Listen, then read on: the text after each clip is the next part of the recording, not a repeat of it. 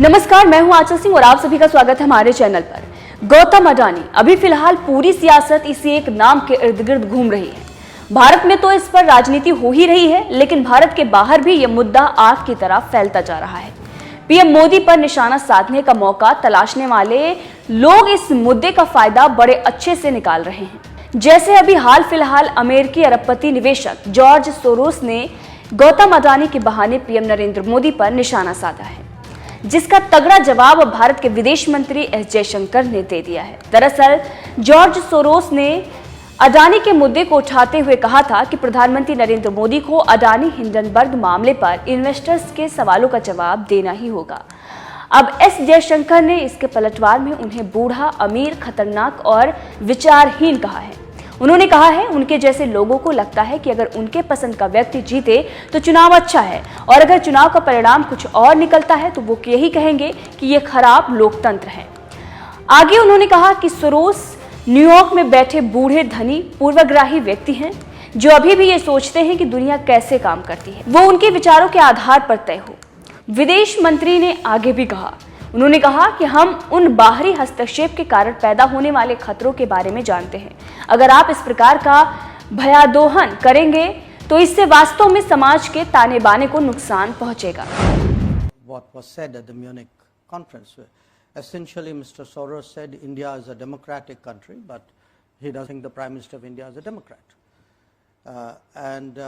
By the way, a few years ago, in the same conference, I was there at that time, he actually accused us of planning to strip millions of Muslims of their citizenship, which of course didn't happen. It was a ridiculous suggestion. But you have to understand what this actually means. I could take a view that the individual in question, Mr. Soros, is a old, rich, opinionated person sitting in New York who still thinks that his views should determine how the entire world works. Now, if I could only stop at old, rich and opinionated, I would put it away.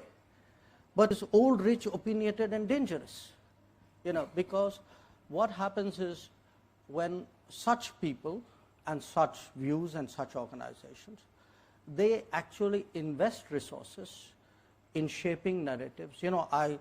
I spoke about globalization. Now what globalization does is, तो सुना आपने किस तरह से विदेश मंत्री S Jaishankar ने अपने अंदाज में जॉर्ज सोरोस की हवा निकाल दी है। वही केंद्रीय मंत्री स्मृति ईरानी ने भी जॉर्ज सोरोस को लेकर करारा जवाब दिया है, वो भी आपको सुनाते हैं। जॉर्ज सोरोस का ये ऐलान कि वो हिंदुस्तान में मोदी को झुका देंगे, हिंदुस्तान की लोकतांत्रिक ढांचे से चुनी हुई सरकार को ध्वस्त करेंगे, उसका मुंहतोड़ जवाब हर हिंदुस्तानी को देना चाहिए। यह हम सबको ज्ञात है कि जब विश्व में इस बात की चर्चा थी कि कोविड में हिंदुस्तान का क्या हश्र होगा, तो प्रधानमंत्री मोदी ने 80 करोड़ नागरिकों की खाद्य सुरक्षा की दृष्टि से हर गरीब तक अनाज पहुंचाया। जब विश्व में यह चर्चा थी कि कोविड में हिंदुस्तान वैक्सीन और दवाई की दृष्टि से अपना संरक्षण कैसे कर पाएगा, तब प्रधानमंत्री मोदी जी के नेतृत्व में 200 करोड़ वैक्सीन की डोजेज न सिर्फ हिंदुस्तानियों को मिली मुफ्त, बल्कि साथ ही 160 देशों की सहायता हिंदुस्तान ने की। हिंदुस्तान इस बात का साक्षी। फिलहाल आपको बताते हैं कि सोरोस ने म्यूनिख सुरक्षा सम्मेलन से पहले अपने एक भाषण में कहा था कि भारतीय व्यवसायी गौतम अडानी के कारोबारी साम्राज्य में उथल-पुथल ने निवेश के अवसर के रूप में भारत में विश्वास को हिला दिया है और ये भारत में लोकतांत्रिक पुनरुद्धार के द्वार खोल सकता है। मोदी इस विषय पर चुप हैं, लेकिन उन्हें विदेशी निवेशकों और संसद में सवालों के जवाब देने होंगे।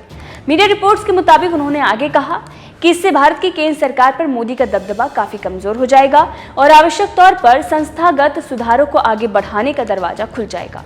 उन्होंने ये भी आरोप लगाया कि प्रधानमंत्री नरेंद्र मोदी लोकतांत्रिक नहीं है। बहरहाल जिस तरीके से स्मृति ईरानी और विदेश मंत्री ने जॉर्ज सोरोस को जमकर लताड़ा है। इस पर आपका क्या कुछ कहना है, कमेंट करके जरूर बताइएगा।